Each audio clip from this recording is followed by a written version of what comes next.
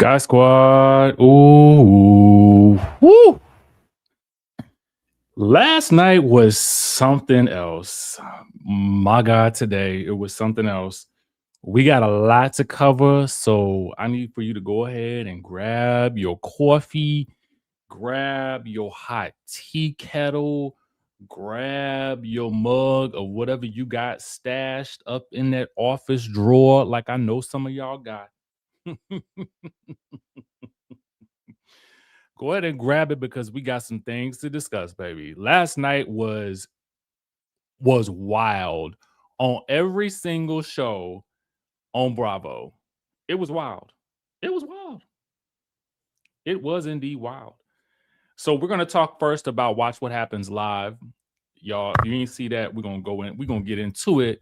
Quad confronts Gizelle. Gizelle throws ROBYN under the bus.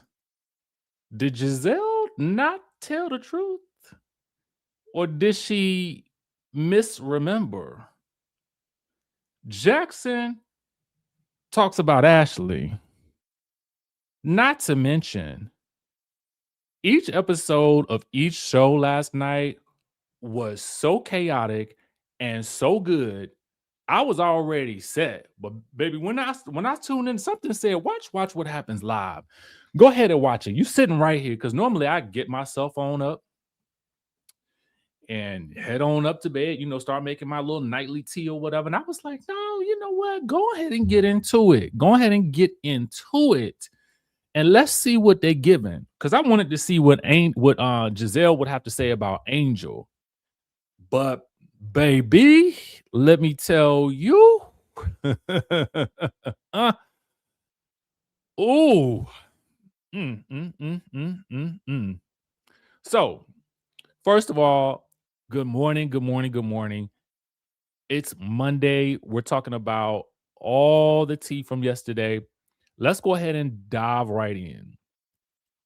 So if you Watch What Happens Live last night, what you will have noticed was, for me, I felt like there was a weird energy between Quad and Gizelle. And what I noticed was, it felt to me like Quad would have something kind of like contrarian to ask after Gizelle would make her comments.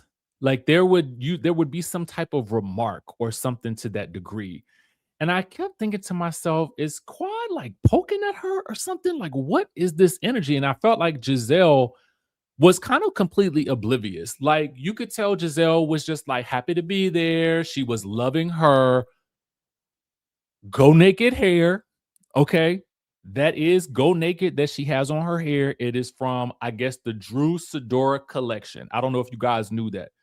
I only know this because I saw Portia post about it this morning. So, as you know, Gizelle was, I felt like she was in her element. She was like, yes, I'm gonna Watch What Happens Live. Let me make sure the tendrils of my hair are good for this camera. I'm looking good tonight. The wig was wigging.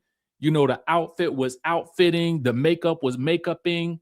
And I felt like she was like all set to deliver Potomac shade, right? She was set to deliver shade directly toward Angel and Stacy. That's what she came to do. She came to look good. She came to smell good. She came to throw some shade at the Potomac ladies and leave it at that. Now, it felt like Quad had another mission in mind. She did. She had a whole nother objective for this here Watch What Happens Live. Now, I saw some people in the chat saying that, Quad kind of did the same thing with Kenya. When Quad and Kenya were on Watch What Happens Live some years ago, I don't know if you guys recall, but Quad and Kenya seemed like they had a little bit of a tense moment too. And so when the moment finally came, Andy was talking about how on Watch What Happens Live, he said how at BravoCon, Married to Medicine got a lot of love. And she was like, well, yes, we did. Thank you very much. But now, sis, I love you down to the floor. She turns to Gizelle. And I said, oh, okay. This is the heart of the matter right here. This is if you were reading the energy beforehand. Yes, it was. I thought, at first I thought it was just me. And I was like, I sense something is here. What's going on? So, Quad says, now, sis, I love you down to the floor. But you and my good soror, because Quad is a Delta. ROBYN is a Delta. Gizelle is an AKA. So when we're talking about the world of sororities, that's the extent of my knowledge. That's the extent. All right. She says, but you and my good soror were saying that we were recycling the girls. You said we were bringing on new girls who were recycled. Now, is this an actual fact? Yes. Okay. I mean, what Gizelle said was technically true. Or was it ROBYN that said it? Let me know who y'all think actually said it. And we're going to get to who actually... I'm going to tell you who actually said it. I'm going to tell you verbatim who said it. You're going to see it for yourself who said it. But if you know, y'all just put it in the chat who you think said it. Do you think it was ROBYN or do you think it was Gizelle? Write it in the chat. Just drop it in the chat. Because Gizelle says that was ROBYN. That was not Gizelle. Because Gizelle likes to speak about herself in third person, baby. So Quad is looking like, The thing about it is men lie, women lie, but the numbers don't. And we've done very, very well. I think we've done better than Potomac and also Salt Lake City. I'm just saying we're good. Okay. So a lot of people saying ROBYN said it. A lot of people saying Quad said it. Here's the fact of the matter. And Gizelle went on to say she thought it was about Atlanta. And remember, Gizelle and ROBYN said something about Atlanta and the girls from down in Atlanta. I don't know I think it was the same conversation. It could have been, and maybe not could have been, but K. Michelle went slam off on ROBYN, calling her a couch potato. A couch potato. All right. So we're going to get to who actually said the word rinse, recycle, or whatever it was in just one second. But at the bottom line is, I mean, it's kind of true. Angel was on a VH1 show on Basketball Wives. A lot of people don't remember that. And it is what it is. It's just that in the past, we would have heard that Bravo never would have wanted to intermingle with the women from, or the cast from VH1, which is another network. And one would say a rival network. Okay. So what they were saying on the podcast was technically true. Now, was it a shady thing to say? It was actually, yeah, it was definitely shady. Their podcast is also called Reasonably Shady. I'm not taking up for them. I'm simply stating that it is a fact that Angel came from a VH1 show. K. Michelle also we came to know her on Love and Hip Hop. And now we know her as obviously her fans in general. But some people came to know her from Love and Hip Hop. But she was been a singer long before that. Okay. Let's get to who actually said it. Y'all ready? Let's get to it. So somebody said, roll the clips, Bravo, because, Gizelle said, roll the tapes. Well, the receipts are coming out that it was Gizelle who said Married to Medicine was renting and recycling. So let's get into it. And shout out to the TikTok user Chattersbox as well. So listen to this. I'm going to break it. I'm going to play clips because I can't do the whole thing because this is part of their podcast. So I can only react to it, which means I have to talk a little bit between it. Is Married to Medicine supposedly, allegedly filming now? Are they filming now? I guess so. I saw a. So we know that they are indeed speaking about Married to Medicine specifically at this point. picture of her filming a confessional for Married to Medicine. Oh wow. Yeah. Okay. So Okay, so here it is. are we So- rinsing and recycling? That's what it looks like. Okay, so technically, Gizelle did say it. Quad was correct. ROBYN co-signed it.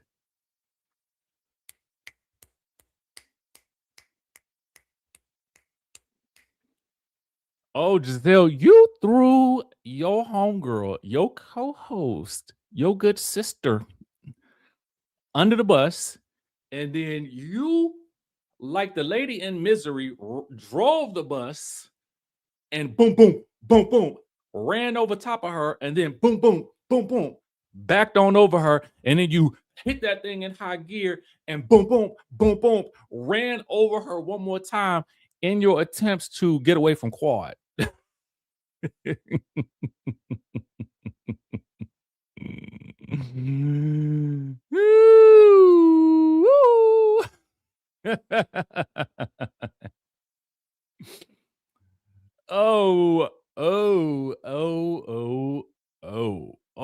MG.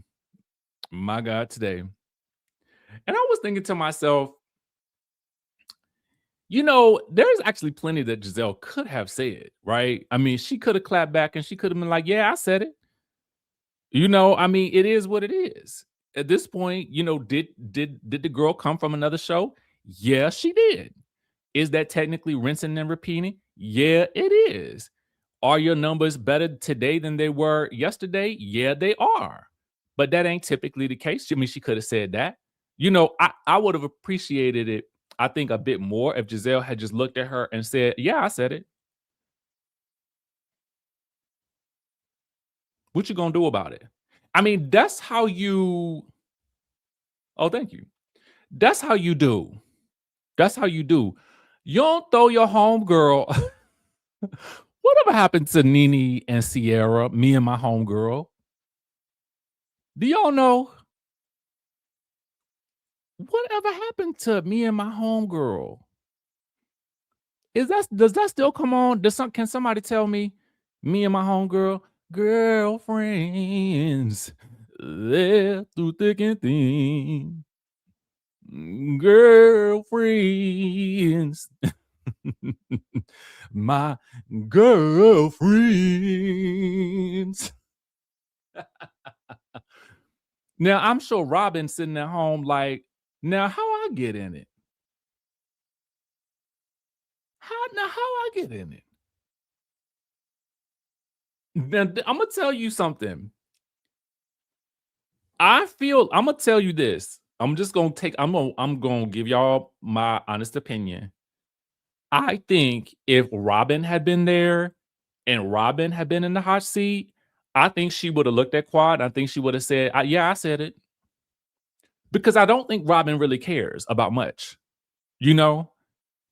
I don't think she is like... I think she's so relaxed that I don't even know that she would have read Quad's energy as shade as much as she would have been like, yeah, I said that. It was I who said it. Yeah. Did you... I really think ROBYN would have been like, but did you rinse and recycle it? Did you guys pick up somebody from another show and put them on your show? Is that not really what happened? I do think that ROBYN would have said that. And you know what it made me feel like? It made me feel like I'm almost... ROBYN, when you watch their podcast, ROBYN is very outspoken. She would. ROBYN is very outspoken on their podcast. If the ROBYN that shows up on their podcast was the same ROBYN that showed up on Potomac, I would say bring her back. ROBYN been in the news so much, bring her. I'm almost an advocate for bringing ROBYN back at this point.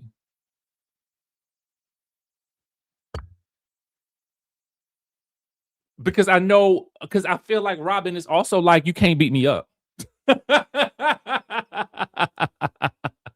I feel like Robyn is like, you can't beat me up. And somebody in the chat said it. I feel like Gizelle, bless her heart, beautiful woman. But I think that she has the capacity to be catty for the camera. But I don't know that she is as quick as a Quad, right? Somebody, I think it was K Sterling that said it. Yeah, I mean, I don't think she is as quick. You gotta also be quick, and you got to be able to be sassy and quick at the same time, and fast on your feet. I believe Quad definitely caught her off guard. You could tell by the look on her face; she did not know what to do. But it made for good TV. It made for good TV. I got to go back and watch the after show. Do I think that there's a real rah-rah beef between them? I don't think so, but I think that Quad definitely came with a mission to check to check somebody, and she definitely did that. Okay.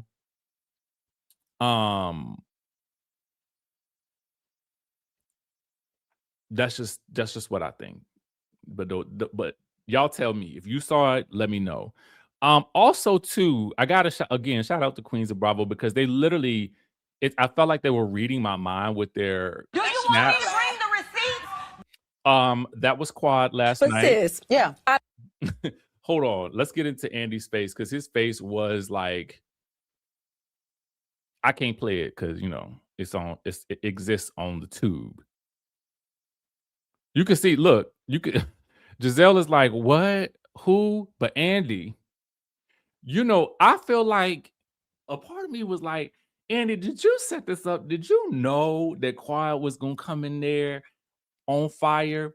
I feel like I should have known that Quad was gonna come in there on fire, and let me tell you why. I'm gonna tell you, Quad Web, Instagram. Stand by. I'm gonna tell you why I should have known that Quad was gonna come in on fire on there.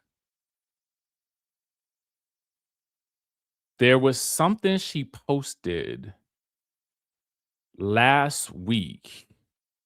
Here it is. This is why I should have known. Last week, or was it this weekend? A few days ago, let's just say that.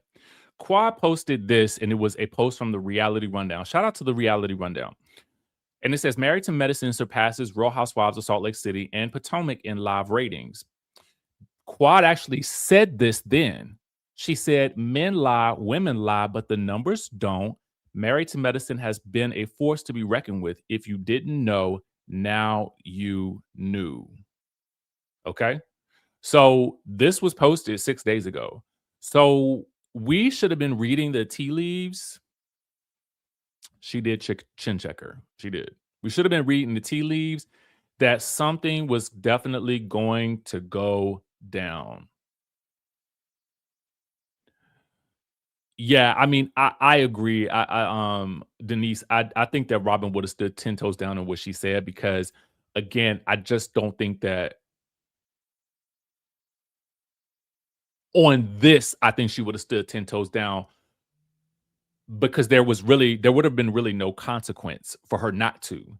I think it would have been a different story if the situation had been about, her marriage, which understandably so is probably going to be a much more sensitive topic. But I don't see that Robyn would have read this as being sensitive. And therefore, I think she would have stood like, yeah, I said it though. Bloop, bloop, bloop. So we should have known it then.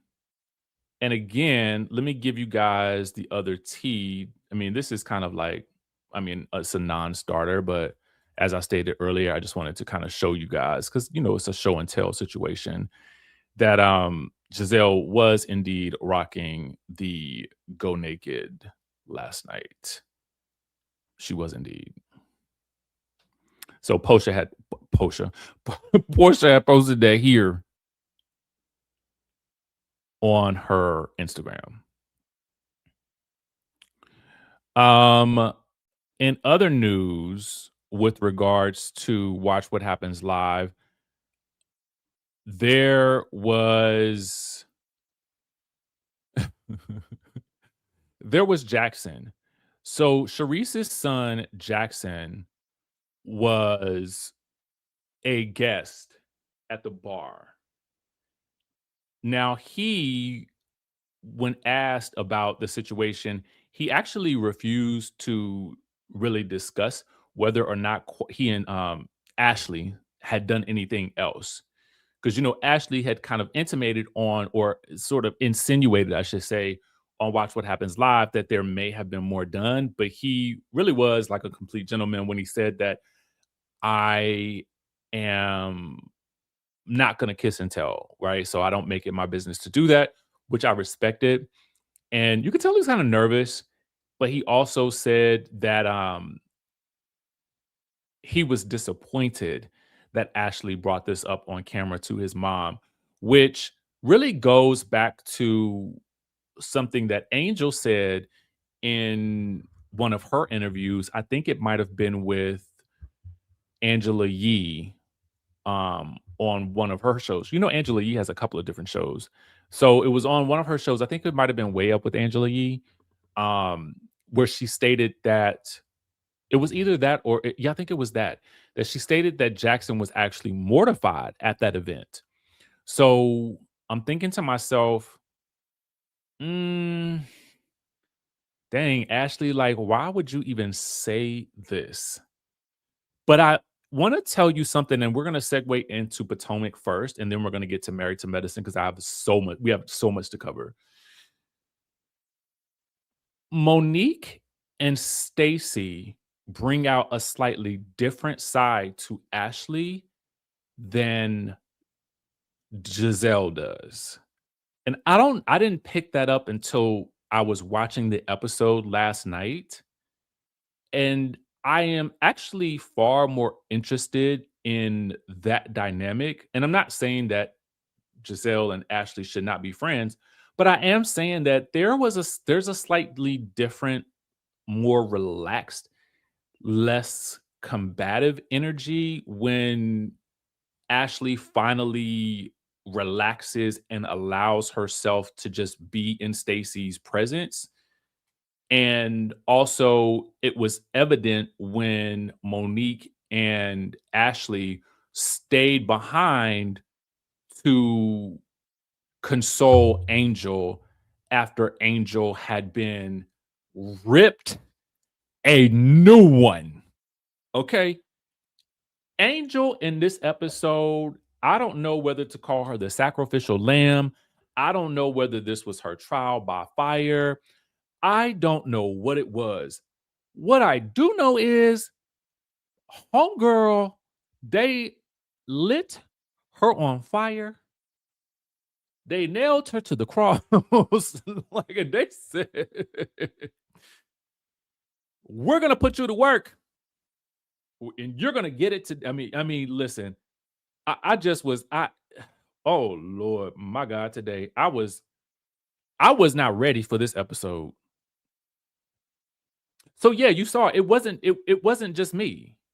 It was not just me that felt like, okay, there's a little bit of a different energy here with Monique, and there's a different energy there with like the Stacey and the Monique combo, and maybe it is I can't really explain it. There's a different energy there, and I just feel like it was nice to see. It was really nice to see. How long was yesterday's episode of Potomac? Was it supersized? Because it felt like it was going on and on. Not in a bad way. I was enjoying it. Okay, so let's get into it. They don't give us a description on the YouTube TV, and they've been doing this for like a past couple of weeks, so I don't expect that it's on Peacock either. So we're just going to go in and go off on what we have in terms of my mental notes. The episode starts with something that I thought was super interesting.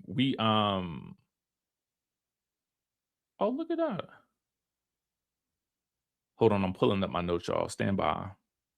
Stand by, your man. The episode starts with the ladies boarding the private jet. If you thought the drama on a Sprinter van was crazy. There ain't nothing like the drama on a private jet, on a PJ no less. Now, I don't really know what I would have done if I was Angel, short of kicking certain people off of my private jet or the private jet that I have chartered. But baby, let me tell you something. They wore her out up and they turned her every which way but loose in this private jet. Now, there are what I love about this situation as a viewer is that it was an actual conflict. If you put me in a house and I don't have no running water, we ain't got no hot water, we can't take baths, we can't take no shower, and also too, if there is no running water, you do realize that that also could mean that you cannot flush the toilet. Potentially. Okay. That also potentially means that you cannot flush the toilet. So if you have to use the bathroom, if you have to, do anything in the bathroom type nature, that means that that is going to sit there in that toilet and that smell is going to permeate. And I'm just telling you what I know. Okay. I've experienced it. I don't know if you guys have ever experienced a nightmare hotel, home, or something situation when you have been on vacation. That's the last thing that you want to encounter, especially. Hey, boo. Happy birthday. Happy belated birthday. I wanted to wish you that publicly as well. My boo.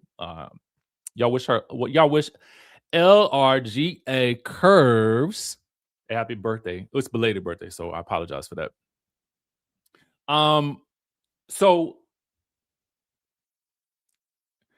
I really can't blame them for being upset. I can't blame them. It was one thing when I heard it from Gizelle, because I felt like we all kind of felt like Gizelle has a axe to grind with Angel. But when I heard it from Wendy is when I felt it a little bit differently. I felt like when Wendy chimed in and I heard it in her voice, I heard it in her tone, something about it said, "Oh, okay, hold on now. Let me something is going they are really going through it." Hey, I appreciate you.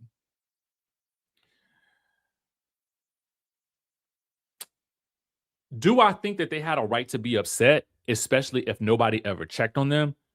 I do. I absolutely do. I think that they had every right to be upset. In fact, and I think that the problem would have been is that if they were around, if they were in the city and this happened, then they could have easily just switched into a hotel that same night. But I think given that they were an hour away up a mountain and over the river and through the woods, I think that might have made it a bit more difficult to figure that out. But I personally would have been, I would have already left. Like it wouldn't have even been a thing. I would have been gone, whether the girl checked on me or not.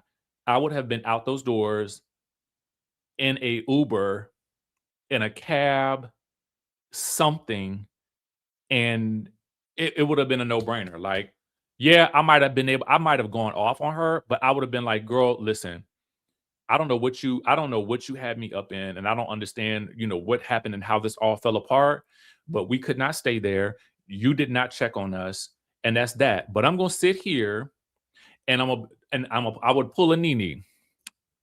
We drinking on your private jet. Cheers to the girls' weekend. At that point, listen, I'm on the private jet. Clearly, we all made it here today. I wouldn't trust you again to host another trip for me. The problem also with that is that, Angel's business is like kind of like in the hospitality space.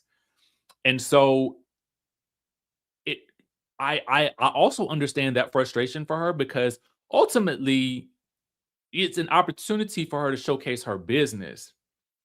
And so if the people that are on your cast are having a hard time and if you don't check on them, like you do need to check on them. You do need to say, and I get it. She probably went into let me fix this mode. I'm sure she was stressed. I'm sure of all those things. But it's crazy because nobody except, or at least she did seem to check on Jazzy, but not the group. Because there was dialogue, at least between her and Jazzy at some point over the things that were going on. So I'm wondering why. I'm guessing she heard it from Jazzy and then went into I gotta fix this problem mode. But I do think that at some point, at the moment she heard it from Jazzy, she should have sent the group a message like, y'all, if you like, what can we do to get you guys out of this situation? You know, either we will bring you somewhere around here and put you in a hotel for the night. I cannot have you guys there without any running water, and your guys aren't able to use the bathroom or do the things that you need to do. I get that. Now, I can't call in production. I would like to call them in because what I think is production, no shade to production, but production is probably going to let whatever happens happen. Why? Because it's going to make for better TV, to be honest with you. These girls can't even use the bathroom. They can't even flush the toilets, dude. I guarantee you, production, they in their hotels, they fine.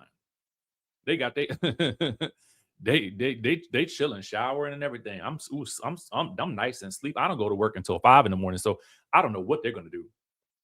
Oh, the heat was broke too. The heat was broke and stuck on that. Oh no! Oh no! No! No! No! No! No! No! No! No! No! No! No! No can do. No. So I had to really, I had to think about what that experience must have been like and how frustrating that must have been. Now, so I do feel like there was a right to be upset. And I will tell you, I have never seen Gizelle go off on somebody the way that she did in this episode. In the 10 years that I have watched Housewives, Real Housewives of Potomac, I ain't ever seen her go off like this. Okay? I feel like we ain't ever seen it, in my opinion. We ain't ever seen that before.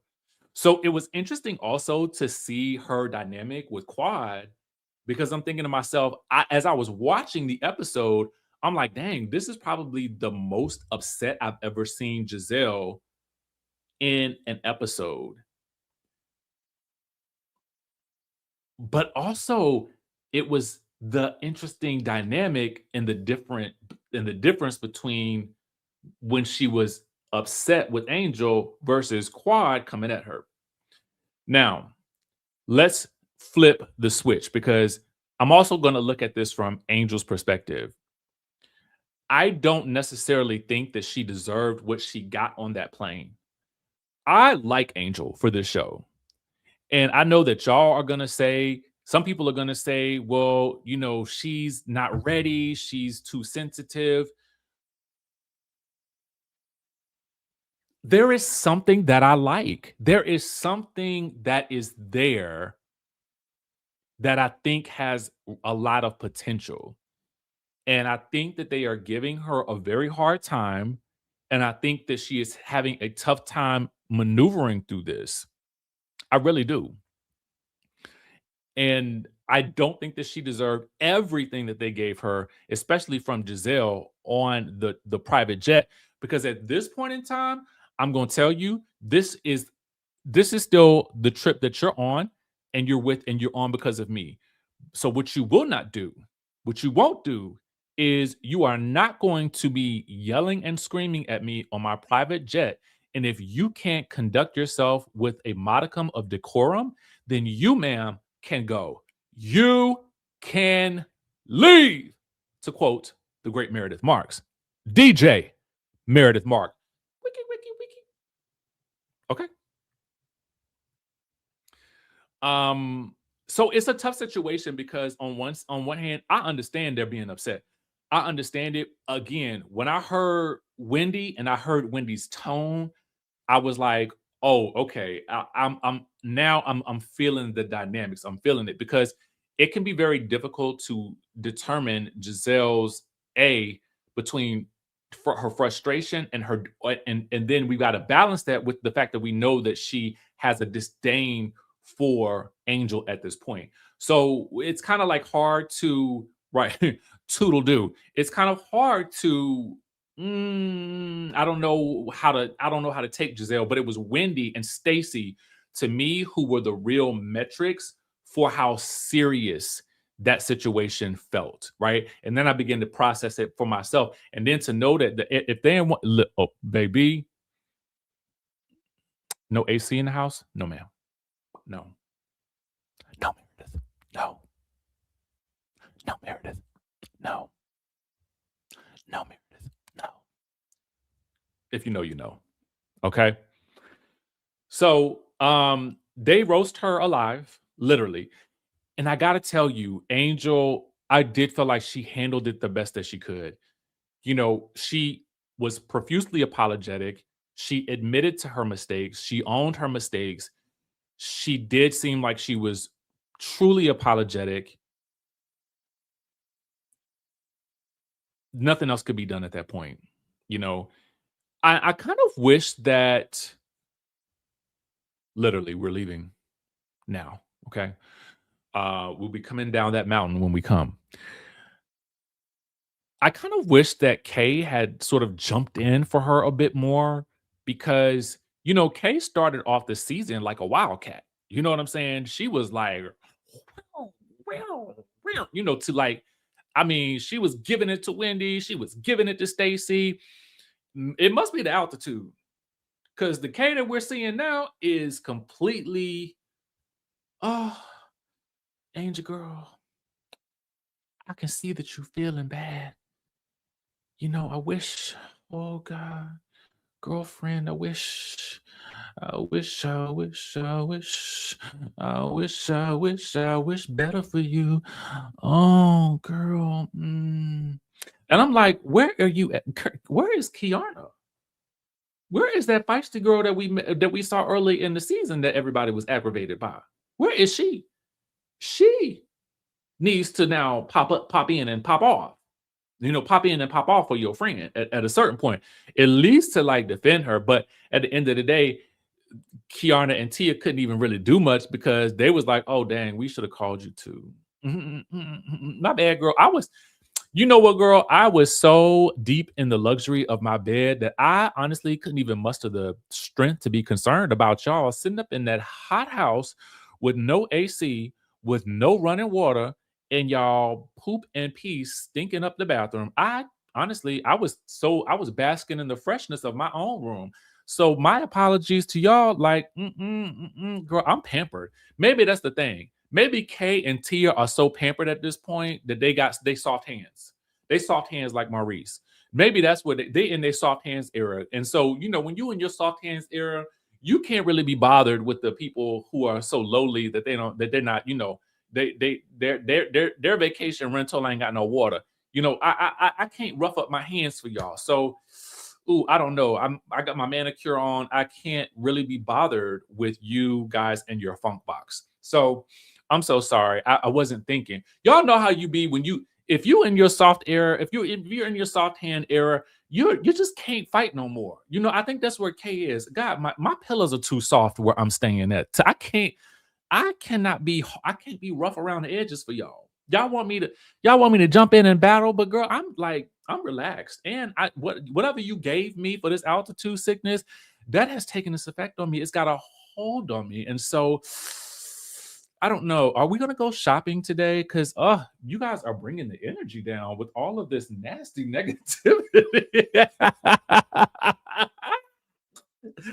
I ain't gonna lie, y'all. That would have been me. That would have been me. I would have been in the room like, oh my God, y'all, that happened to y'all. Ooh, hand me my Starbucks. No, I was in a bubble bath last night when y'all was texting. They had a personal masseuse come over. I was getting my massage. So the lady was doing my toenails. I didn't even realize that there was a problem. I'm so sorry for you guys. You know water? Oh God, that sounds horrible. I was sipping Perrier. The rumors and the rumors and nastiness. Oh my. This sounds horrible for you guys. Can somebody pass me the champagne? I gotta go board the private jet right now. Yeah. Can you guys stop talking about your lower level problems? This sounds real low vibrational plate energy, and I don't want that on my private jet. You guys are actually messing up my vacation.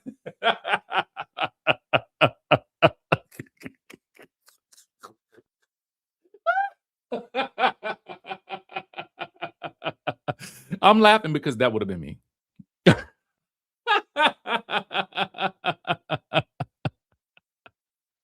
All this rumors that nasty.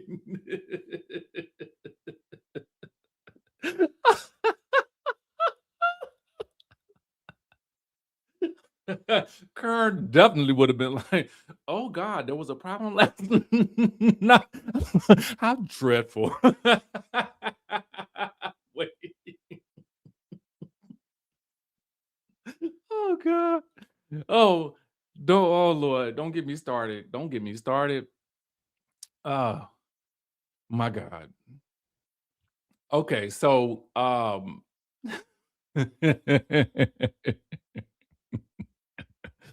so anyway, Kiana wants to toast. I think she might have been in the zone that I'm talking about. And she's like, girls, can't we just toast? Stacey's like, no, I want to eat more contact lenses. Poor Stacey. I mean, you gotta love her. Like, Stacey is a hoot to me. She's just a hoot. She just down there suffering in the heat, eating her contact lenses. I mean, it's just like I would just love to live a day in Stacey's head. I really would. So they arrive in the Aspen after Angel gets roasted and toasted. And now that she's nice and charred, they get to Aspen, they go to the whiskey spot, and it comes up that you said you got a delay. Is it a delay for anybody else? Oh Lord, Katrina, you're not up in Colorado and up.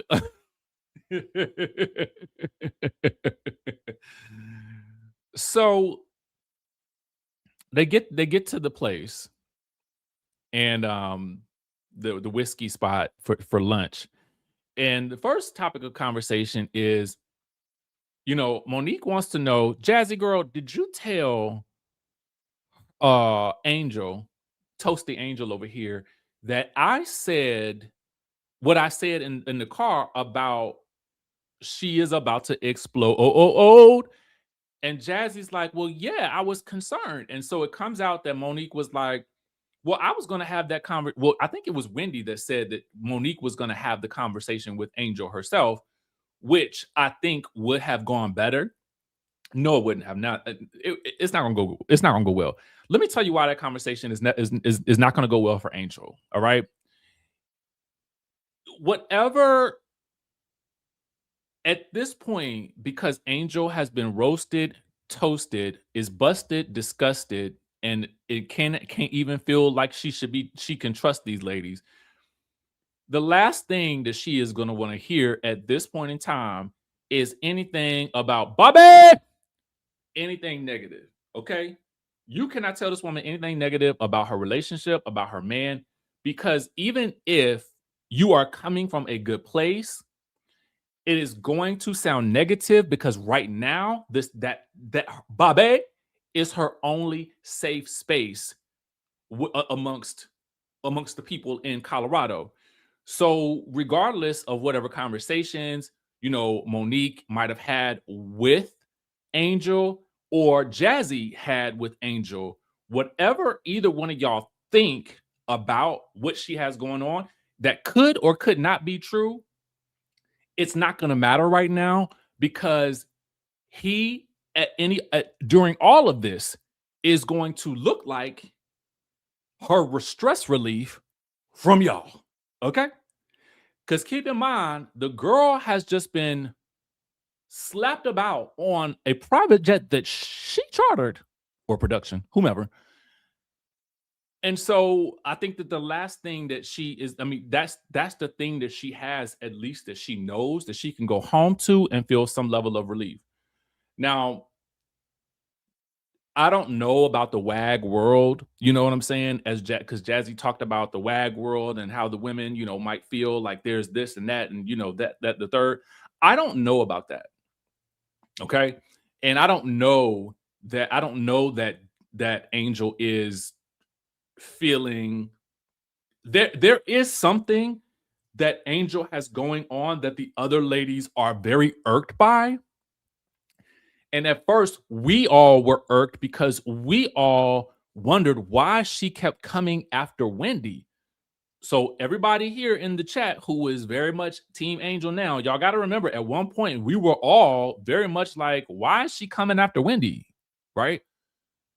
So there is something there that the ladies see, because I even listened to the conversations that Ashley and Monique had with Angel afterwards.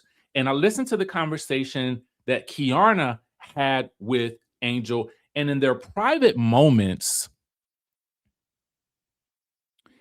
I apologize for the stream. I told you I was having some issues earlier. So we got to make it do what it do at this point. And so, my bad. This is what happened when we go live, This is what happened. So hopefully it's better. There's something in these private moments with Angel that is coming across to some of the women that they're able to see beyond what it is that she is giving in group settings.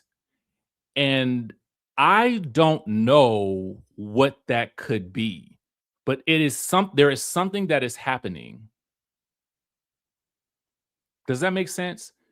There is something that they are seeing that we are maybe not seeing. So I wonder what that is happening, because Kiana said it. You can't express yourself in front of these ladies. Thank you, Ashley, because girl, Norman is out today. Tech support. So my God, today I might be in Colorado too. I might be up on the house on the hill. I don't know. So there is something happening that we are not able to see, that some of the people who are there are clearly able to see. I don't know what that is, but there is a disconnect that's happening between what Angel is experiencing, what she is able to give in group settings, and then what she is able to give in private. And I do think that thing is the disconnect. And I don't know that we as the audience will get that, which is why I am an advocate for giving her another season. Oh yeah, trust and believe. Okay.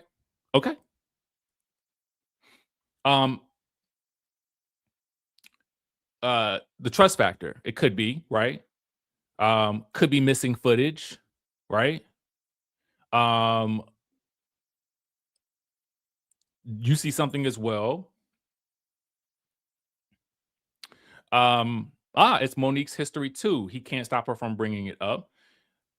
So there could be some similarities there that we just aren't, as the audience, aren't privy to.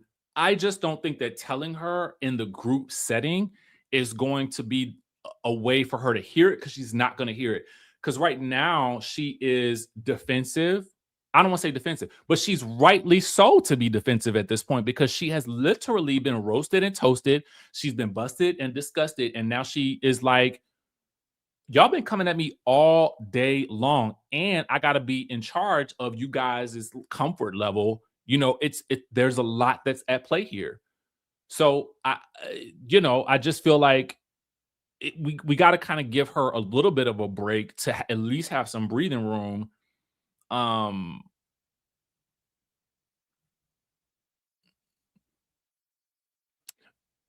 She's being too nice on the show when she shouldn't, when it comes to her feelings. So this goes into something that Wendy states. Wendy then states to Angel, she's like, I need you to be real with how you feel about the people in this group. If you don't F with a certain person, just say it. I don't F with you. And I was kind of wondering, like, so I had to put all of these conversations together after watching the episode in order for me to really understand what they're really saying to her. Listen, go back and watch Kiana's private conversation with her. Go back and watch Monique and Ashley consoling her at the end of this scene. Then listen to what Wendy tells her. And Wendy's very much like, I need you to own if you like somebody and you don't like somebody, if you feel like you want to put them in a room and you don't really give an ish about them, I need you to just stand on it. And she uses herself as an example for when she put Gizelle and ROBYN and Giselle's boot up in the flower with the flowers in the attic.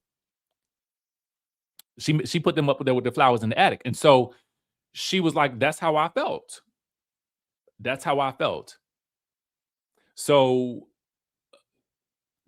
each person has their own experience and thoughts about Angel. And I think that they're all telling her and giving her that feedback at the same time. And I just don't think that she's going to be in the position to receive it at this table because she's already taken so much. And so, regardless of whether or not any of the women were coming from a good place, she's just not going to hear it. She's not going to hear it. Kayla Wayla says it's the women trying to connect with her, whether it's a roast or a similarity they're trying with her. And I feel like there's some merit. I think there's some merit to what you're saying here, because I think that a lot of them are at points trying to push her to get what it is that she really feels. That's why Monique and Ashley told her, you've got to overshare your feelings. And I think they mean on this show. You've got to be able to state your opinions about what you think and what you feel in real time, which is our initial issue with Angel. Remember, if we go back to the beginning, we all were like, girl, why are you upset about something? And it's 4 days later. We need you to respond in real time. I don't think she's learned that yet. She hasn't really mastered that yet, which is another reason why I feel like I would love to give her a second season, because I don't want to throw the baby away with the bathwater.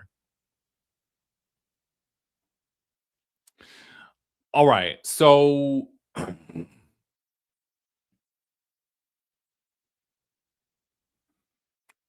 a couple of people feel like she's inconsistent. So I do think that there's something there too. Like maybe she's trying to project a certain image about who she is or who she may be, but it's not really aligning with what she does in the moment. But again, I do think that it takes some time, because in real life, we don't always react right away to something, but on television, you have to. You have to. All right. So they move. So that conversation happens. There's a conversation that is rather weird about who ends up staying with Angel. And I noticed yet again that Jazzy gets real snappy with Tia about the fact that Tia is there. And I'm like, I like Jazzy. I do. I think she has the right amount of cattiness. I mean, she's on paper, got the stuff, and she stirs up some mess. But I can never figure out her issue with Tia unless I'm like, girl, did you feel like Tia took your spot on the show? Is that sort of why this whole, because at the end of the day, Tia does end up in Angel's house and you end up at the House of Horrors. So I know that you think that you guys are really close, but you also thought that you and Stacey was really close. So I don't know. I don't know. Maybe you might be misinterpreting some things. But I do like Jazzy for the show because she fits in with the sort of catty dynamic and she's fun, right? I feel like she's whimsical. I can deal with it. So then they go outside and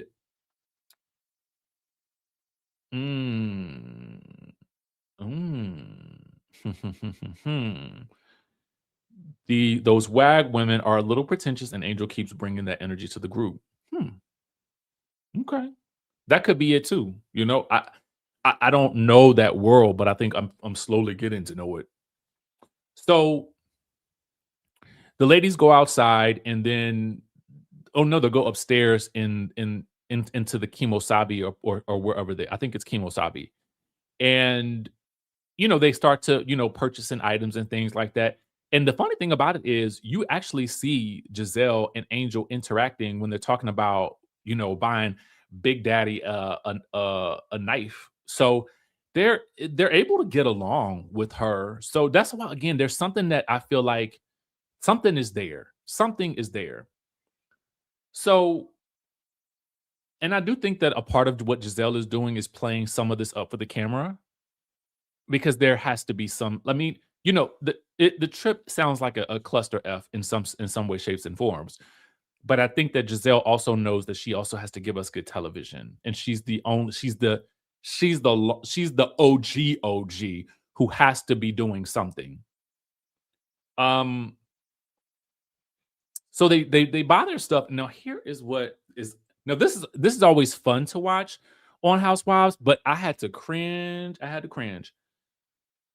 They go around the circle, around the mulberry bush, and they talk about Ashley is bartending behind the bar. Fun fact, I have my bartending certification as well. You know what I'm saying? I pull it out at parties and stuff like that. You want me to make you a good cocktail? I got you. You know what I'm saying? Now your drink might be a little heavy on the alky, but I do my thing. I do my thing. Okay. So I should start a little bartending business where I'm just thinking out loud. So anyway, Ashley's behind the bar making drinks. She's shaking and she's shucking and jiving. And they go around the circle and they start talking about how much they spent on what they bought. The spending circle. Let's call it that. They do a spending circle. It's not a sister circle. It's a spending circle. Ashley spent $4,000 on this belt. I was like, where? How? Why? I could have made you that belt and you could have gave me that $4,000. I could have slapped some stones on there from down from down to the stove. Okay, I could have done that for you. $4,000. I would have done it for $2,000. But anyway, Gizelle got some earrings for $1,000. I can't remember how much everybody else spent. But then Wendy was like, yeah, I got these $200 earrings. And she was like, because I'm rich and my kids are rich. Now the earrings, I guess it's because it was $200 earrings for, I think it was her daughter. But so I was like, oh, that's cute, right? So when she said she was rich and her kids were rich, I was like, every time I feel like I hear Wendy say something about money, I'm just like, oh my God, girl, they are going to catch you. Like, I don't know why. I'm like, abort. Don't say nothing. Say you didn't spend a dime. Say the earrings was $20. Say you got them from Rave and not Kimusabi. Don't show the earrings on screen. I don't care what you do. Put them in your pocketbook. Act like you ain't got no money. Do what Stacey did. Stacey says, I'm not rich. No, I am not. So I'm going to keep my money in my pocket. I'm not going to overspend. You will not. That is not my thing on this show, to be coming on here and acting like I'm balling and out of control. And you're not going to see it with me. No, ma'am, Pam. No, ma'am. And I'm just thinking, no, Wendy, please. Oh, girl. No. Just like, no. So then they go upstairs, outside, or somewhere else, some such place. And so Mauricio comes in and he's, coming in there, bossed up and everything. Yeah, I'm single and ready to mingle, girls. And I'm just watching this scene play out. And I'm like, ooh, this is going to be awkward when Gizelle and Kyle are on Ultimate Girls Trip together, because Kyle is very much like about her man, when she is not about her woman. But she's very much about her man. So it's going to be interesting to see if she will have any reaction to Gizelle saying that. I mean, if he would be the type of man that she would lay horizontal with, but because she's not trying to have no housewives drama, she is not. But Ashley is giving very much like, ooh, I'm interested, but I'm gonna pretend like I'm not interested. And then her and Gizelle have a little bit of moment of controversy. And I'm like, oh, now this would be fascinating to see, because Gizelle's just like, girl, keep your grubby hands to yourself. Get your paws off of him. Put your paws back on Sharice's son. Get your hands off this man, because I don't want no drama with them. I already got drama with Sharice. So, girl, keep me out your mess. All right. Then Gizelle actually goes over and now Stacey's all for it, because Stacey's like, well, girl, if you got something going on with Mauricio, then you have got less time to be investigating me. So I will go and get you his number today. But Gizelle is very much like, oh no, Stacey, you want Mauricio. And I'm like, what? Where did you get that from? Well, where did that come from? So next week we about to see what's about to happen. If anybody was getting with Mauricio, I felt like he had a bit more interest in Gizelle, but I could see Ashley being his type.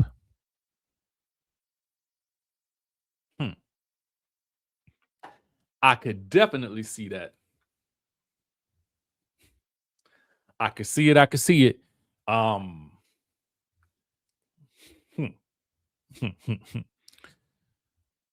I got to say. So it was a good episode to me. I would actually have to rate this episode a 10. There was so much. I didn't expect all that in this episode. I didn't expect this trip to give us anything, to be honest with you. I didn't know. But I was just like, oh, okay, y'all performing for us tonight. Y'all giving us a show. Let's go. Let's keep this going. And I gotta say, I actually like this cast. The only thing that's missing is Karen. I like this cast. I think that there's enough, and it is also one of the reasons why I like the Married to Medicine cast right now. There are enough cast members to give us plenty of drama, and the drama is like happening just like it was chaotic in this episode. So I'm here for this cast. But I do think that they need a Karen there, and I think Karen will give you some of the ratings boost that I think we're accustomed to, because there's a thing that Karen has that makes her and Gizelle's relationship, it makes everything so much more interesting. It really, really does. And I think that she is going to shift the dynamics of the group. And I do think that they need that additional anchor to really to give this thing to guide this ship. So once she comes back, I really think we're going to really be firing on all cylinders. I don't know how they're going to weed down, narrow down the cast. Maybe they won't. Maybe they'll keep everybody just the same. But I think I'm worried about what's going to happen with Wendy, because she's such a good addition to the show. At least from a viewer's perspective, from a production perspective. We've got some hard choices that we've got to make here, but I think it's going to be really, really, oh God, it's going to be really, really good. And I do agree with you that I think that Karen will stop some of the bang bangs. So we'll see, right? Let's get into Married to Medicine. Shall we proceed? Yes, indeed. All right, so let me see if I can pull up an episode description for the Married to the Medicine. Sometimes they will do it, and sometimes they will not. Now, Married to Medicine was equally as chaotic. This episode was called Boots on the Ground, and it says Dr. Heavenly's campaign launch event puts Dr. Mimi and Brandy at odds. Dr. Simone drops a double bomb on Dr. Jackie, and Angel's designer scrubs event is overshadowed by a meltdown between Dr. Simone and Dr. Heavenly. Oh my God, there is so much to unpack here. Let's start with the two sides. There is the Toya, Simone, Brandy side, which I think that, yeah, I think Dr. Contessa can kind of float back and forth. And Dr. Jackie is so funny, wasn't even in any of these shenanigans. Then you have the Angel, Quad, Dr. Mimi, and Dr. Heavenly side. Now, both groups were having separate events. One was out somewhere where Dr. Contessa, Toya, Brandy, and Dr. Simone were. And then there was Quad at Angel's house, as Dr. Heavenly said, somewhere in Bum the F, Georgia. So Dr. Heavenly was there with Angel, Quad, and Dr. Mimi. Angel's issue with Toya is that she told Bernard that, hey, I thought you told me last week that you was looking for a man, and I was gonna hook you up with somebody, but you got a date. Now, here's the thing that I will say. Now, is Toya correct that Angel did do some zigzagging, right? But again, we always have this, we've had this conversation that there is clearly a differentiation in this day and age of what it means to be talking to somebody, dating somebody, getting to know somebody, going steady, go together, whatever the case. I don't know what the people are calling it. And I just feel like it can be confusing on what it is that people think and what the people need. The two people involved have to determine what it is. But I do not think, as a girlfriend, and we need Bose to come in and do how to be a good girlfriend class for Toya. But I don't think that it is in good faith to the girlfriend that you're trying to make, the friend that you're trying to make, to expose said friend in front of said friend's date that she was just yesterday asking you to hook her up. I just don't think that is kosher. But again, we don't have our good girlfriend Bose St. John to come in and educate and have an HR meeting / marketing meeting with the girls on how to be a good girlfriend. She is very busy in the Real Housewives of Beverly Hills, and so as a result, we can't. We don't know how to girlfriend over here. So there we are. Toya, for her part, is very much like, well, I was going to hook her up with my family. She's coming in between my family. Girl, what? What? Your family? Is she breaking up your family, girl? She breaking up happy homes? Is that what she doing? I'm like, no, that's a reach. That's a reach around.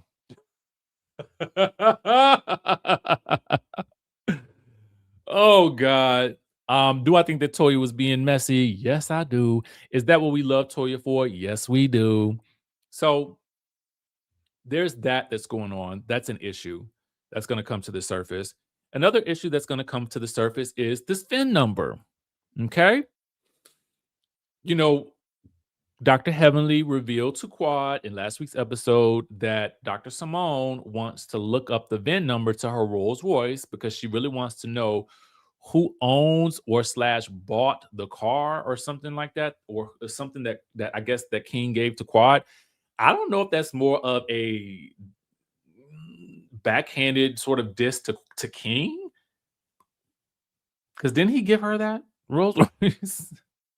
So are you saying, or did she get the role? I can't recall because I don't know how many cars the woman, I don't know how many cars she got, and I'm not in her pockets like that.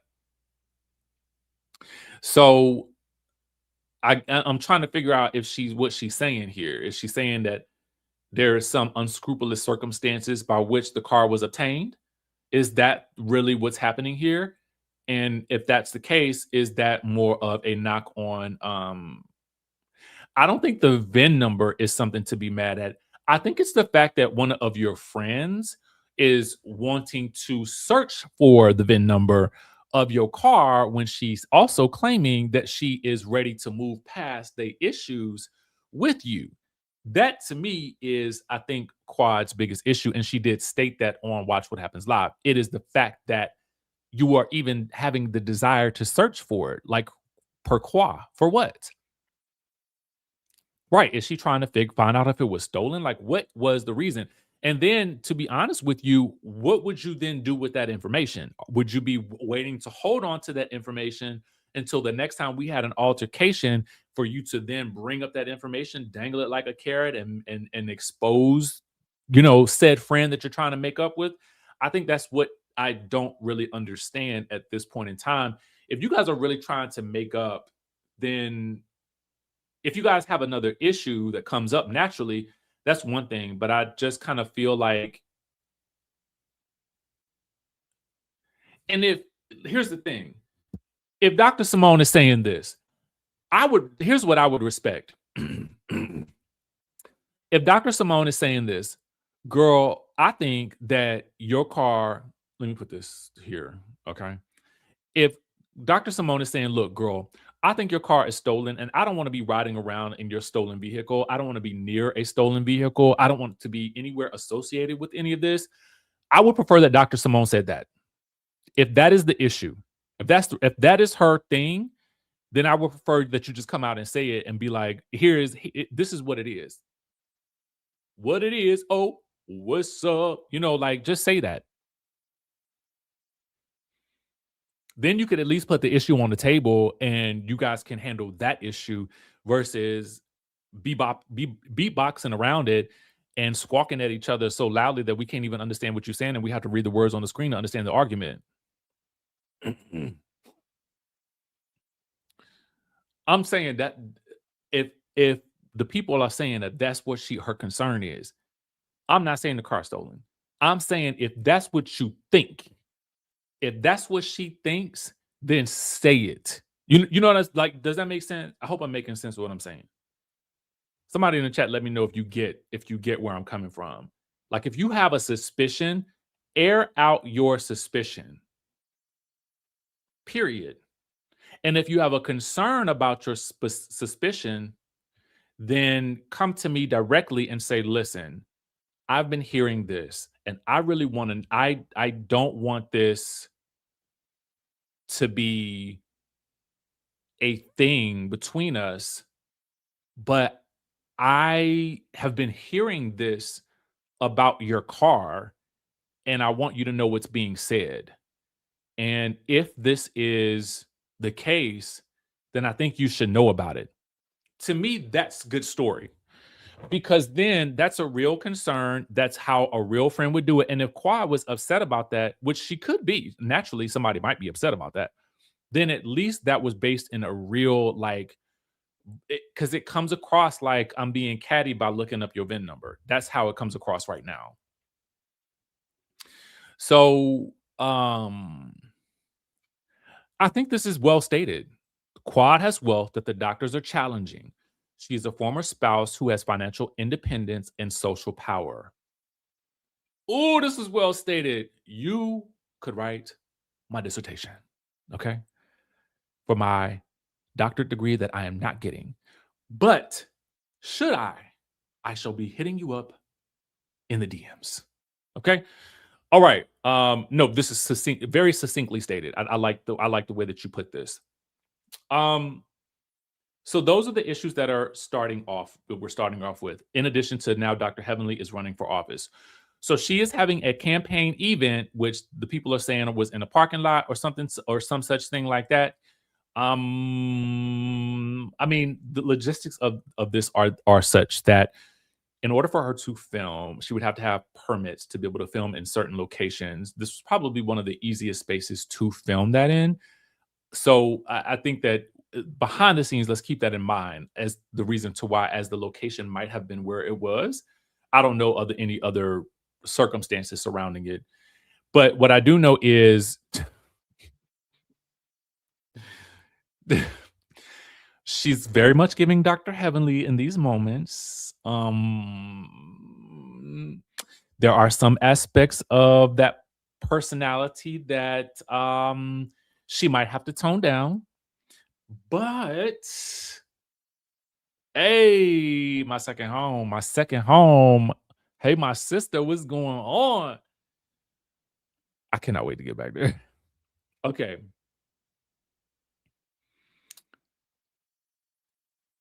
But then does she? Because I was watching a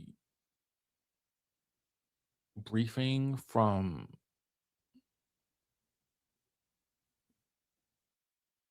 the people in office.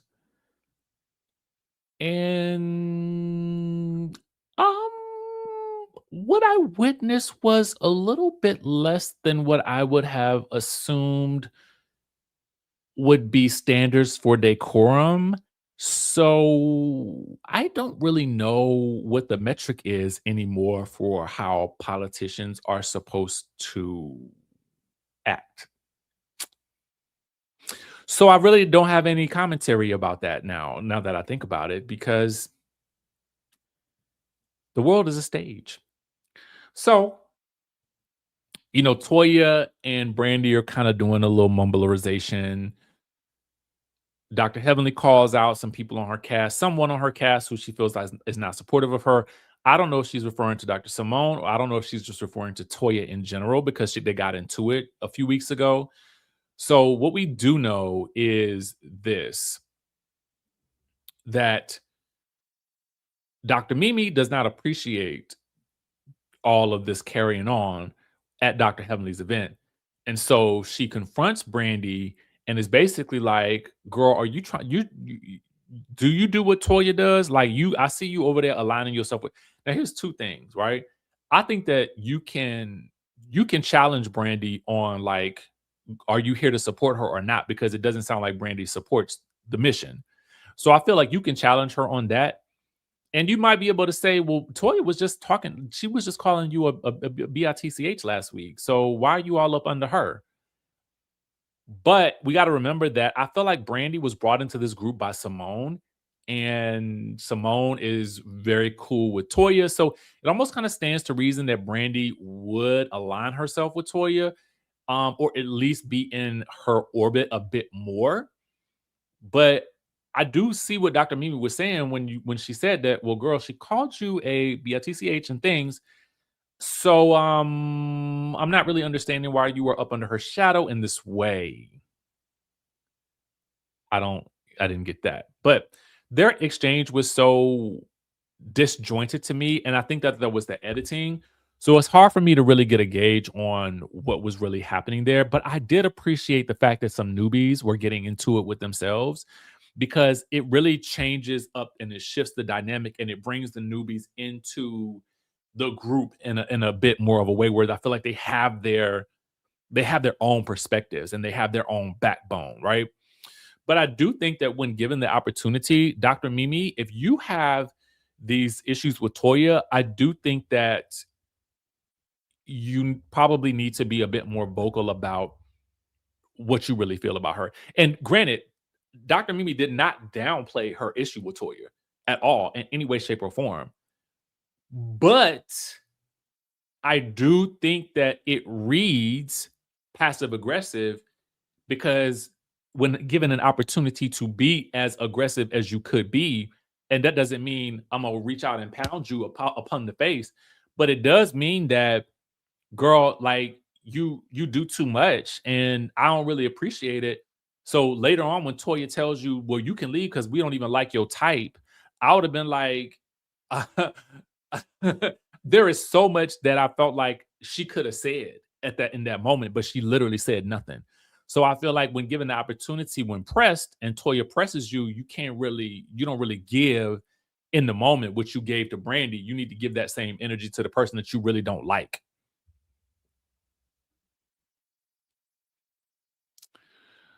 All right, so there was that. They get into it. And so the next thing that we have going on is Dr. Simone meets with Dr. Jackie. I'm going to say this.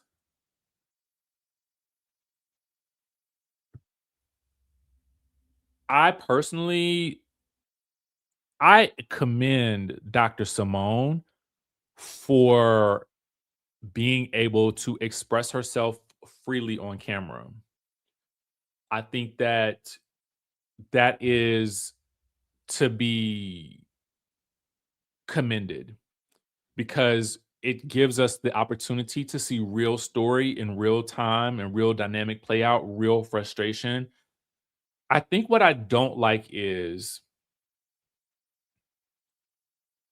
I think that what I don't like is I see a couple of you saying bringing up sweet tea. So fun fact, I have an interview coming out with Sweet Tea very, very soon. I actually shot it a while ago. So when I put that out, it will maybe give you further context into the dynamics between Sweet Tea, Dr. Mimi, and now Toya. So put a pin in that. Put a pin in it.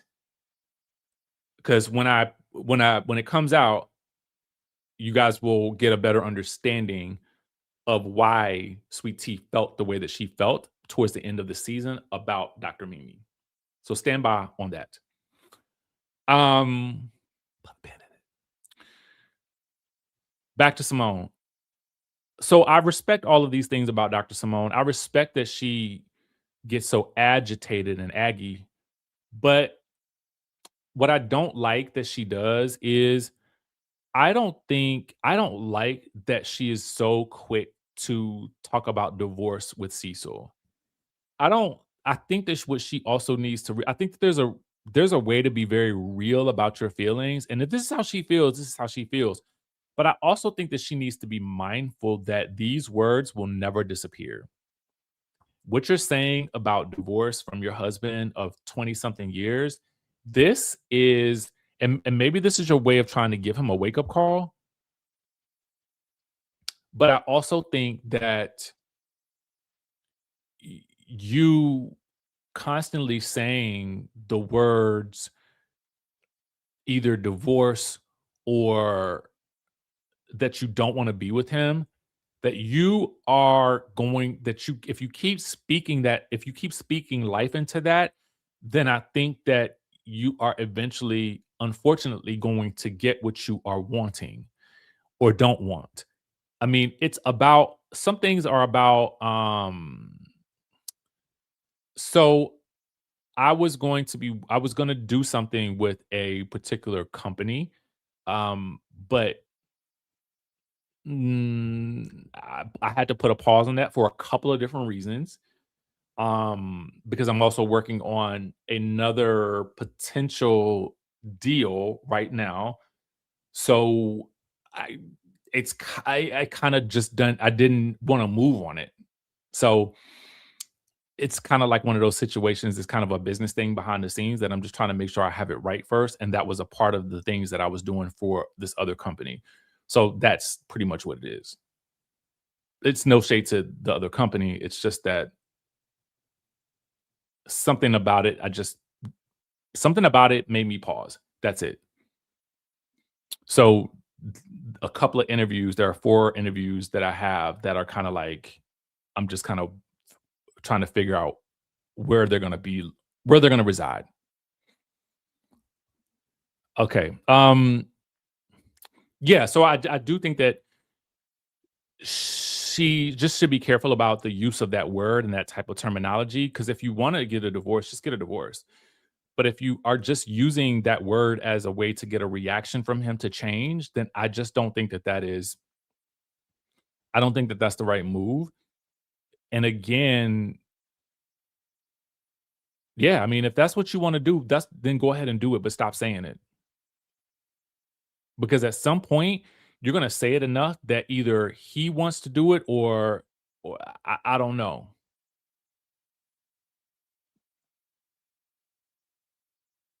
So I mean, figure it out. I don't know who gonna be paying for what, but I just think that that needs to be, hey boo. I just think that that needs to be dealt with in a different type of way. Again, I don't think that there's anything wrong with expressing your frustrations because they're actually true to who she is. But yeah, at a certain point, it's like you keep saying this, you keep saying it, and now you've said it enough times that we, as the audience, we're like, "Girl, like, okay, like if you keep saying that, like, go ahead and do it or not."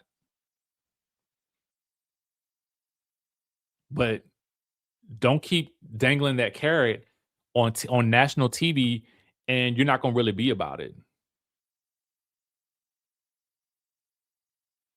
So I just think that I wish she would think about that a bit differently. I don't want to see them end up in that position, but if she does, then I say go ahead and go for it.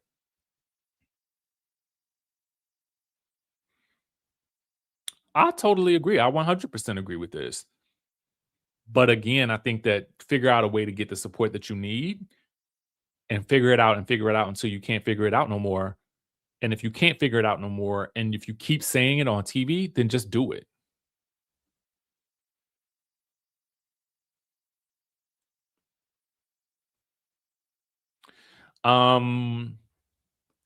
Angels Scrubs event. I don't want no scrubs. All right, so Angel is having an event for her Life Angel Scrub line. And this event is a cluster F of drama. Okay. It is a powder keg waiting to explode. It's that. Okay. It is all of that. So, as soon as the people come in, it's an all cast event. Was Dr. Jackie there? I don't even remember. Dr. Jackie, you got to make a bigger splash. Okay. Something got to happen because I can't even remember you was in the scene. Something got to give. You see how Dr. Contessa made sure you knew she was in the scene? She went around to every single person in that scene and said, "You coming to the girls' trip? You coming on the girls' trip? You coming on the girls' trip? You coming on the girls' trip? You coming on the girls' trip? You coming on the girls' trip? You coming on the girls' trip?" I mean, you would not. Dr. Contessa made herself known. You would not miss her in this. No, oh no, no, no, no, no. She said, "You will see. I am here. I am here, and you will not ignore me. I am up in this camera. I'm in every single angle." And even though it's somebody else arguing, I am asking them about this girl's trip. Okay. That's branding. That's how you do it. That's how you do it, Dr. Jackie. You need to be somewhere talking to these girls every time they argue. You need to be up in somebody's face asking about something. Ask about something. So I appreciate it because at least I remember she was there. Meanwhile, Simone and Cecil, they get there first. Then all the rest of the girls start ambling in. And there is some residual tension between Mimi and Brandy, but that spills over into Mimi telling Toya what she said about her, which I did respect. And then somebody in the group asked if said that to Mimi, "I'm surprised you're even over here with us," or something like that. And Mimi was like, "Well, do y'all want me to leave?" And Toya says, "You asking them or me?" And again, I just think that Dr. Mimi, for you to feel the way that you feel about Toya, you definitely be letting her punk you. And I don't like it. Okay. Now, we love Toya for the mess, but you got to be able to roll with the mess too. And I get it. I ain't saying you got to come out your character, but I think at a certain point in time, you gotta let the person know. I'm not gonna be moved. You move. Period. Whether you knew or not. Stand all up in it. Stand in it. Listen, I respect that she said it to her face. Like, yeah, I was talking about you. But the whole disengaging, I'm like, no, Meredith. If you guys are wondering where I get that from,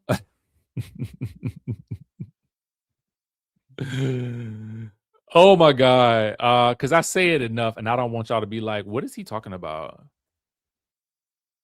It is something that Murr Cosby said in one of the episodes. I gotta see if I can find it. Oh Lord, I can't find it. Oh, here it is. Just so you guys know what I'm talking about, because I'll make a reference to something and half of y'all be like, what? What did he say? What you talking about? It went on for a minute. No, it was about 15 minutes. No, Meredith. Yeah. Was. No, Meredith. So honestly, now I just can't stop saying it. Whenever I get an opportunity, it's like, no. So there's that. So then there's a beef going around the table, right? everybody, Angel comes out in her spacesuit dress, which she looking real good. You know, Angel from Basketball Wives, that Quad and Gizelle arguing over. So she comes out and she announces to the girls. No, man. She announces to the girls, "Hey, girls, Toya, I need to know what type of friend you are." Toya's like, "What?" And then she's like, "Do you want to talk about it as a one-off?" And Angel does something really, really weird because she's like, "I want to talk about it, but I don't want to talk about it here." And I am kind of like, "Well, girl, why you bring it up? You should bring it up when you first of all, now is the time, because listen, the light has already, the match has already been set, the fuse has already gone off, all the bombs are about to explode in this in this one scene right here. So you might as well go ahead and get it out now, because at the end of the day, why wait? Take your moments, make your moments when you can. And Toya is very much confused, and rightly so. And like, well, girl, why you even bring this up? Like, talk to me when you talk to me when you toughen up. Which then leads Quad to say, "Well, Simone, the people have said that you wanted to look up my VIN number for my Rolls Royce. Why is that?" And Simone is like, "I don't look up VIN numbers. I look up real estate." Are you using Cecil's MLS? You better not leave that man, because how you going to look up people's MLS stuff if you leave him?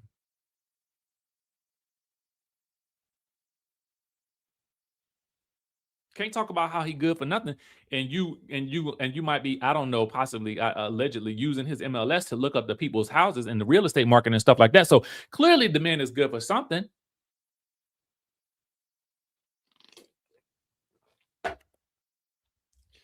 If you stop taking care of them kids, you probably feel a little happier. Let's just call a thing a thing. Let's solve her problem right now. Girl, stop paying Lil Michael's credit cards, or whatever his name is, the son's credit cards. Let that boy take care of himself. If he's gonna spend $60,000, you start to say no. Say no. Just stop. If you can't set these kids up for something that you don't really want to give them. And I'm not, again, trying to tell nobody how to be a parent, because listen, I don't know. But what I can do is trace this problem back a little bit, and I can go back and look at the details that's been left, the breadcrumbs that's been left for us to look at on camera. And if the boy is spending $60,000 of your money, why don't you just put a stop to it? Girl, if you're tired of working, just, tell these people that you're gonna stop working. Or is it not just that? Is it also the household bills as well?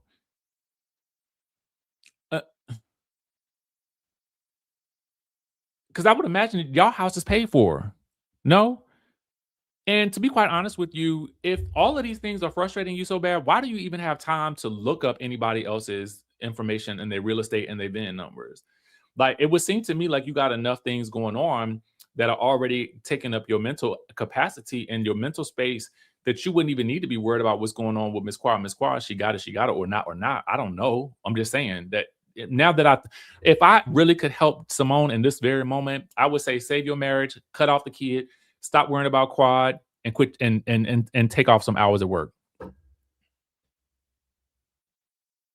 Now, I know I gave a very simplistic approach to this problem that's probably a whole lot deeper, and I readily admit that, but I can only go on what we see on the TV and on social media. So that's what I'm doing. Period. So they get into it. And again, I do feel like it was for Quad. It's like, well, why you want to know this?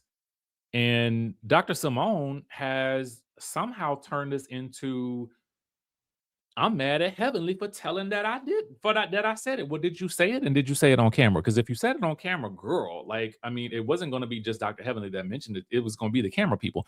It was going to be production. It was going to show on national television. At some point, she was going to see that you wanted to look up that VIN number, unless she said it off camera and we never saw it, which might have been the case as well. Because Dr. Heavenly will spill that tea. And I'm not sure why she would tell Dr. Heavenly that anyway, because did she tell that? When does she tell? Don't you see that Quad is Dr. Heavenly's campaign manager? So why would you tell Dr. Heavenly something that you want to look up about Quad, who they are besties and buddies and good Judies? That don't really also make any sense to me.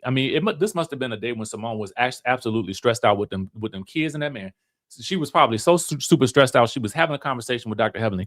Actually, well, now We're gonna get to the part where Dr. Heavenly wrong. Trust and believe. We're not through yet. We're not through because Dr. Heavenly won't all the way right in this scenario, which is gonna come up later. But at the end of the day, it ain't nothing that Dr. Simone ain't said on camera. So she's now mad at Dr. Heavenly for going back and reporting the tea. So there's two arguments that are happening right now. You know, there's Quad and Simone ready to fight. There is Simone now having to battle with Dr. Heavenly because Dr. Heavenly is now like, you know, Dr. Heavenly, Dr. Heavenly unleashes on Cecil. Dr. Heavenly talks about what her man do and what Dr. Simone's man don't. And Dr. Simone is now livid. Her screeching has gone from this decibel level to this decibel level. And here's the thing. I stated it earlier. You can't run around telling these women that you're ready to divorce your husband and you telling them all the problems that your man is apparently not doing. And you are telling it to somebody that you are constantly found yourself at odds with. And then you're telling the entire group. So I don't know what made you thought that was a safe space, but clearly it wasn't. If anybody I could see that you had that conversation with, it might have been Dr. Jackie at a private time because, you know, Dr. Jackie don't say nothing. Even in the scene, she don't say nothing. So you definitely probably could have trusted her, but you probably shouldn't have said it on camera. So, you know, it baffles me when the women, not even the women, anybody on these shows mention their deep, dark marital problems. And I get it. This is the show. That's what it's about. It's called Married to Medicine. But I mean, I guess the hope is that that nobody will actually utilize that information to get at you. And that I can respect because you don't expect your friends to utilize personal information that you confide in them against you. So that's a hard one, right? But I don't know when Dr. Heavenly and Dr. Simone were ever that close enough to feel like they should be sharing those deep, dark, intimate secrets with each other, because I don't think that Dr. Heavenly would share those types of secrets with Dr. Simone. But I think that Simone is in a space where she really wants to vent and she really wants to get these feelings out. And the person I think that she should be addressing all of these feelings with is Cecil. And maybe she's tired of that.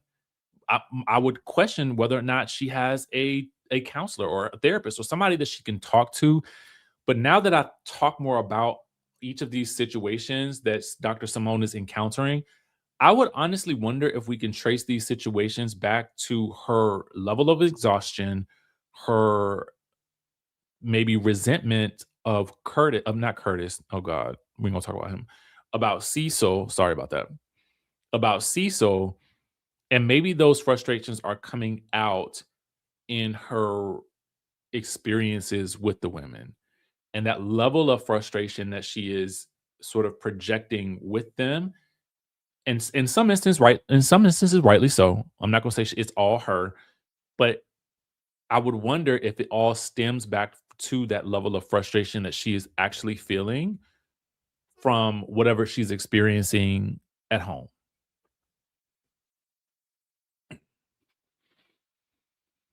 But LAI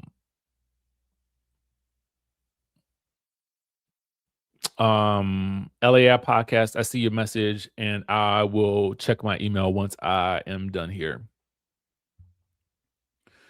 And so even to me, the part I was proud of Angel on is because Angel did talk to Quad and try to calm her down and told her this is not how she wanted her to act at her event. And so when she approaches Dr. Simone at the end and she's telling Dr. Simone, pipe down, or if you don't learn how to conduct yourself with any decorum, then you can't come back to any of my events. And Dr. Simone is still screaming at her. I absolutely love that Angel stood 10 toes down, she didn't do what Dr. Simone did, but I felt like she stood up to Dr. Simone and she stood in front of her face and she did not back down despite whatever decibel level that Dr. Simone was screaming at. Now, I think what started the Dr. Simone and Dr. Heavenly beef really was the posing for the picture. And Dr. Heavenly went to go put her arm around Dr. Heavenly. And Dr. Simone took that arm and said, "Get off me, girl. I don't F with you. I don't rock with you. I don't like you because you run around and you telling my business." That's when things got crazy. Now that I'm remembering, that's when things got crazy. And I mean, she was already lit at that point, so it's hard to even navigate that. And I do think that Dr. Heavenly took some low blows at her with regards to her marriage, because I feel like the conversation didn't have to go there. Um, the conversation could have. Here's the thing: Dr. Heavenly didn't have to go there about Simone and Cecil, because I do think that you do have to have a line. You have to have a line. You have to have a line, and the line and the pattern for Dr. Heavenly can't be that if one of the ladies gets at her, that she goes for the men. Because I think that's what happened with Toya when she and Toya got into it, and she went for Dr. Eugene. And then now that she's into it with Dr. Simone, she went for Dr. Simone.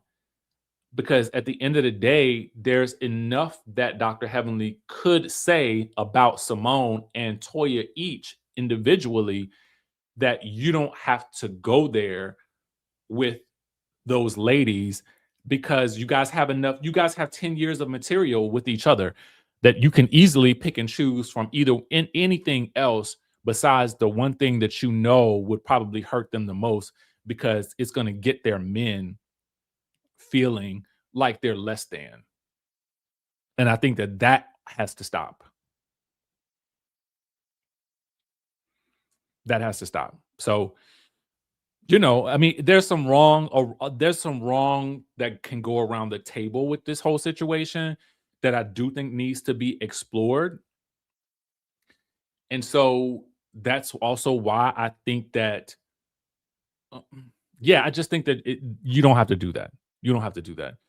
And you should be able to be also, Dr. Heavenly is quick enough to be able to spit out something about Dr. Simone screaming and yelling, or something to that degree, without it having to be that, because then that's going to make them feel like it's an unsafe space to share these things about their actual relationships, and then feel like oftentimes that she is not sharing those things about her own. And so I just don't want that for any of them. I don't want them to feel like that, because I mean, sometimes the husbands, I mean, just like the wives, they're wrong. But I just think the problem with the show is that the husbands, they get a voice, but they kind of don't. So yeah. But again, the end of the show, I super appreciated Angel for standing 10 toes down against Dr. Simone and saying, "Listen, this is my event. I understand you're upset, but you have got to learn how to conduct yourself in these spaces." Now, granted, we like a good show. So when Simone get to screaming at somebody, I ain't always too mad. I just appreciate it. And I said it in my review of the scene with Quad and Simone a few days ago, that I'm kind of like, Angel, do you know where you are? Because you came from Basketball Wives, so that's the danger zone right there. But I don't know. Married to Medicine is starting to feel a little dangerous too. So, so I don't know, Angel. You might have just hopped from one danger zone to the next. But again, I like that you're standing up for yourself. I like that you are putting your foot down and stating your case with your friend Quad and with Simone. And I think that's the thing. Dr. Simone was challenging her and is like, "Did you say all this to Quad?" And I'm like, "Angel, you should have said, yeah, I did say this to Quad. And now I'm saying it to you. So whatever I said to Quad is whatever I said to her. But when I'm talking to you is when I'm talking to you. So don't try to mediate what I've already done. This is my event, and you're conducting yourself screaming like a banshee at my event. So either you respect it and leave, or you STFU." What you gonna do? What you gonna do? What you gonna do? Like at the end of the day, you gonna leave or you gonna keep screaming and you're gonna be escorted by security. Because I mean, if you really wanted to make a scene, Angel, you could have had security escort that girl out. Okay, you gotta go. You gotta go. You and your friend. You can go too. Chop chop.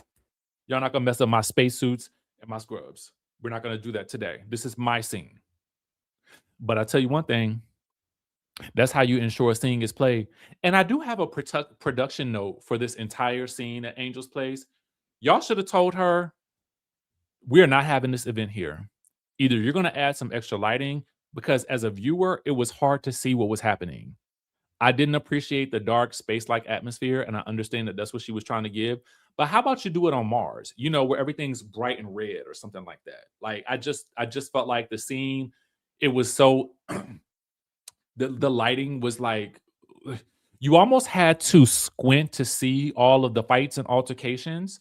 And I don't think that it showcased the scrubs in the way that they probably look great in person, but on the TV, it just looked really dark. And I just don't think that you did the scrubs the best service that possibly could have been given, because I feel like there was so much more that we could have seen, and then so much more of the action that we could have seen as well. So just a note for next time, Angel, you have an event, just have it in a much more well-lit place.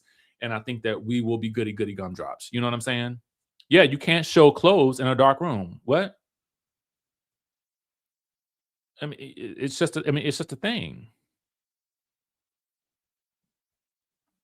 I mean, what? I feel like that was a valid critique. I mean, you wanted to have it in space. Okay, if you want to go to space, then let's go to Mars.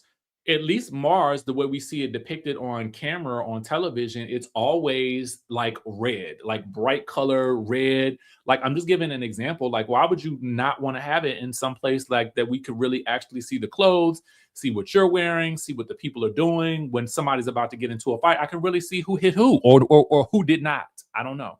I'm just saying, I just think that next time we want to do something, we will do it on Mars and not just floating around in the ether of outer space. That's just me. I don't know. Listen, production note. As a viewer, you are ruining my viewer experience. Now I got to squint. Am I seeing correct? I got to watch the scene 3 and 4, 5, 6 times to see whether or not I saw who was really arguing with who. I don't barely even know what the scrubs looked like, because they were so, it was so dark in there, and I want to be able to see. Now, I don't wear no scrubs, but I might have wanted to buy some, but now I can't even buy because I can't even see what was out there. And are they all for women? Maybe they're just for women. Sound like they're just for women, so I guess I can't buy none, but I could have bought some for somebody I know. Maybe I'll check the website. Well, all right, y'all. So we have definitely gone through everything that I wanted to go through. Mind you, when you guys hear my critiques of these shows and you hear my critiques of the cast members, please do not take anything that I say to heart. I am really the type of person that I love these shows. They allow me the opportunity to have conversations with y'all. I do not wish ill on these cast members. I am not that type of person. You know, the notes that I give, they are in seriousness, but they are also not based in maliciousness. So I just want you to take that with you whenever you hear what I'm saying. It is meant in either jest, good faith, an honest critique or criticism and feedback, but it is never meant to be like, nasty to the people or anything like that. Because again, without these people, I would not be able to do what I do. So I have an appreciation for anybody that can put their lives on camera. I just felt like I feel the need to state that from time to time, because I don't want people to leave with the impression that I am, trying to knock these people for showing up on their screens week after week and giving their all, because I know that that's what's happening. So with that being said, y'all, thank you guys for tuning in, tapping in, and being turned on. Yes. So for those updates on those interviews that I was talking about, particularly the one with Sweet Tea, I will update you guys on that. There's some things that are kind of happening behind the scenes that I am waiting for some answers on. So once I'm able to kind of give you guys those answers, then we will be able to celebrate together. So with that being said, I will catch y'all in the next video.